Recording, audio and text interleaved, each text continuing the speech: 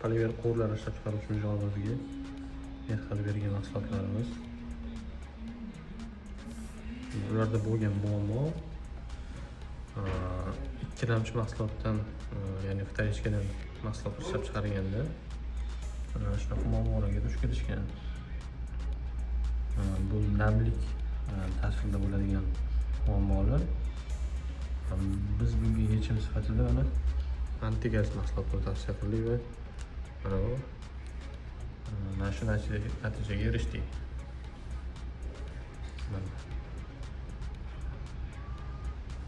Ikkovi farqi. Ba'zilariga truba uchun qora masturbach va polasa uchun ko'k masturbach ham yetkazib berdik.